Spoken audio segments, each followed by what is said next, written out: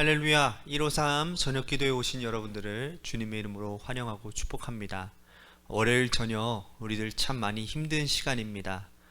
그렇지만 이 힘든 저녁 시간 가운데도 하나님의 임재를 사모하셔서 하나님이 여러분들에게 부어주시는 놀라운 큰 은혜와 또한 축복을 마음껏 누리는 이 저녁 시간이 되었으면 좋겠습니다. 우리 같이 이 시간에 하나님 앞에 찬양하며 나아갔으면 좋겠는데요. 주 성령님 오소서라고 하는 찬양입니다. 우리 같이 함께 찬양하며 나아가도록 하겠습니다.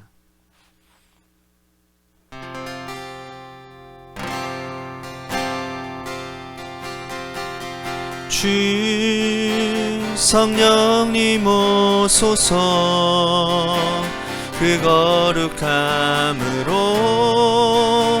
날 채우소서.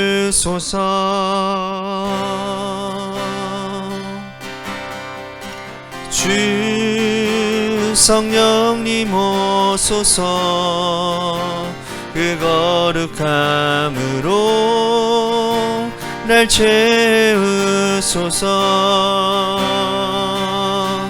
날 고치소서 씻으소서 새롭게 하여 주소서. 주여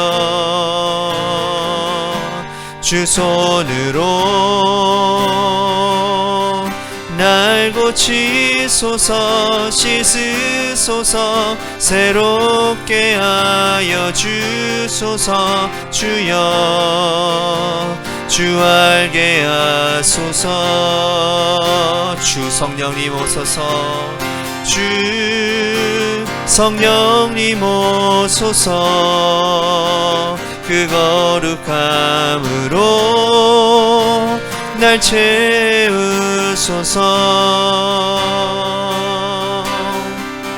주 성령님 오소서 그 거룩함으로 날 채우소서. 날 고치소서 씻으소서 새롭게 하여 주소서. 주여 주 손으로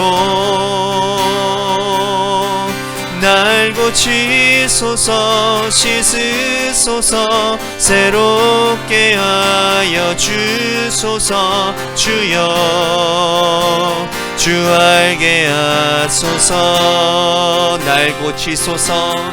날 고치소서 씻으소서 새롭게 하여 주소서. 주여 주 손으로 날 고치소서 씻으소서 새롭게 하여 주소서. 주여 주 알게 하소서.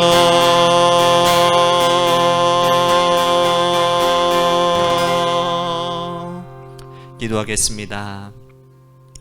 오늘도 이 저녁 시간 이 하나님의 말씀을 통하여 우리들을 깨닫게 하시고 우리들의 갈 길을 인도하시는 하나님, 생각나게 하시는 그 성령님을 경험하는 이 저녁 시간이 되기를 간절히 소원합니다. 우리들에게 들을 길을 허락하여 주옵소서. 열린 마음을 허락하여 주옵소서. 하나님, 사무엘이 하나님 주님께서 무슨 말씀을 하시든 제가 듣겠나이다 라고 하는 그 마음가짐으로 하나님, 그 마음으로 우리들이 오늘 말씀을 대하며 주님의 뜻을 받드는 시간 되게 하여 주옵소서. 오늘 이 저녁에도 하나님 앞에 간구하는 기도 제목들이 많습니다. 그 모든 간구 가운데 주님의 인도하심과 주님의 응답하심의 역사들이 일어나는 복된 귀한 저녁 시간 되도록 도와주옵소서. 사랑이 많으신 예수님 이름으로 간절히 축복하며 기도하옵나이다. 아멘. 오늘 이 저녁 시간에 하나님이 우리에게 주신 말씀 보도록 합니다. 요한복음 20장 19절부터 23절 말씀까지 보겠습니다. 제가 가지고 있는 성경 신약 페이지 183쪽이 되겠습니다. 우리 같이 함께 봉독하도록 하겠습니다. 이날 곧 안식 후 첫날 저녁 때에 제자들이 유대인들을 두려워하여 모인 곳의 문들을 닫았더니 예수께서 오사 가운데 서서 이르시되 너희에게 평강이 있을지어다. 이 말씀을 하시고 손과 옆구리를 보이시니 제자들이 주를 보고 기뻐하더라. 예수께서 또 이르시되 너희에게 평강이 있을지어다. 아버지께서 나를 보내신 것 같이 나도 너희를 보내노라. 이 말씀을 하시고 그들을 향하사 숨을 내쉬며 이르시되 성령을 받으라. 너희가 누구의 죄든지 사하면 사하여질 것이요 누구의 죄든지 그대로 두면 그대로 있으리라 하시니라. 아멘. 부활하신 예수님은 하늘로 승천하시는 날까지 40일 동안 이 세상에 계시면서 제자들에게 나타나셨습니다. 오늘 본문에 보니까 주님은 제자들에게 나타나셔서 두 가지 중요한 것을 요구하고 계시는 걸 봅니다. 이 주님의 두 가지 요구는 부활의 축복 속에서 사는 오늘 우리들에게도 동일하게 요구하시는 내용이므로 오늘 이 말씀에 우리도 순종해야 마땅하다라는 사실입니다. 첫 번째로 뭘 요구하셨느냐? 평강을 요구하셨다라는 겁니다. 너희에게 평강이 있을지어다. 이 말씀은 모든 근심에서부터 구원을 받으라 라는 요구입니다. 이제껏 주님께서 하신 일들을 기억하라는 겁니다. 또 그 일들을 믿으라는 거지요. 여러분, 주님은요 모든 죄를 위해 십자가에 지셨고 죽으셨고 부활하신 이 모든 사건은 모두 우리의 죄와 형벌과 질병과 가난을 위한 희생이었다는 겁니다. 수고하고 무거운 짐짐자들아 다 내게로 오라 내가 너희를 쉬게 하리라 하신 이 약속을 이루고자 하신 것이죠.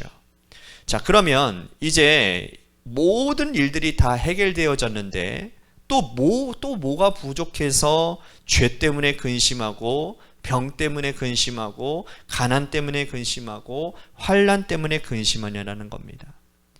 이제는 우리가 지난 모든 근심으로부터 자유하고 또 평안을 누리라고 행복하게 살라라고 하시는 주님의 그 요구에 우리들이 반응해야 된다는 거죠. 여러분들은 어떠하십니까? 주님이 주시는 평강을 누리고 계십니까? 오늘 하루 주님의 평강 가운데 잘 사셨습니까? 아니면 하지 않아도 될 걱정과 근심에 힘들어하고 계십니까? 주님 앞에 여러분들의 모든 문제와 모든 걱정거리들을 다 내려놓으시고 주님께서 주시는 평강 가운데 여러분들 오늘 하루를 마무리하는 기도의 시간이 되기를 간절히 소원하겠습니다. 두 번째로 뭘 요구하셨느냐? 성령을 받으라고 말씀을 하십니다. 예수님은 숨을 내쉬면서 성령을 받으라 말씀하셨는데, 자, 여러분, 숨을 내쉬며 성령을 받으라.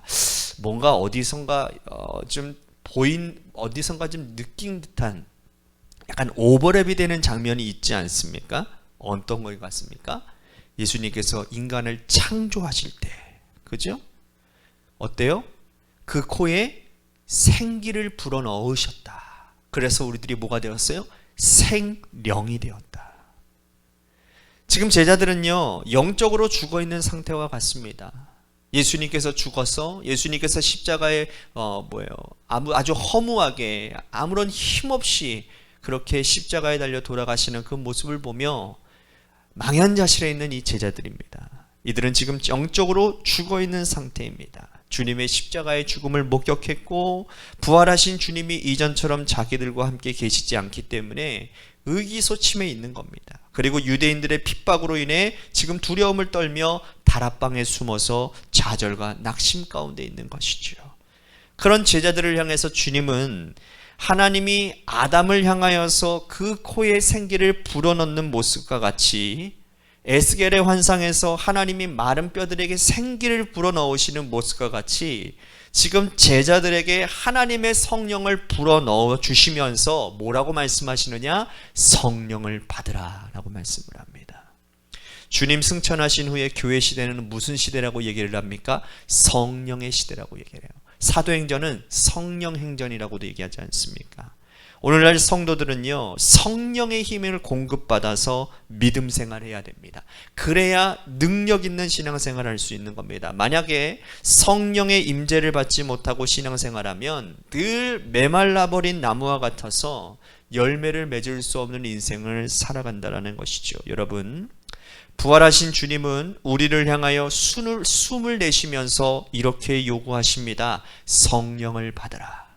여러분, 주님께서 성령을 받으라고 말씀하신 것은 오늘 우리에게 성령 충만함을 주시겠다고 말씀을 합니다. 여러분, 주님께서 주시기로 약속했으니 주님께서 반드시 주실 것인데 그것을 우리들이 받아 누리기 위한 준비가 있어야 되지 않겠습니까? 오늘 성령을 받을 만한 준비를 하는 이 저녁 시간이 되기를 바랍니다. 믿음의 그릇을 거룩하게 준비하며 사모함으로 여러분들이 이 자리로 나아갈 때에 성령께서 여러분들 가운데 충만케 하시는 역사가 일어나게 될 줄로 믿습니다. 시편 107편 9절 말씀처럼 그가 사모하는 영혼에게 만족을 주시며 줄인 영혼에게 좋은 것으로 채워줄 줄로 믿어 라고 말씀을 합니다.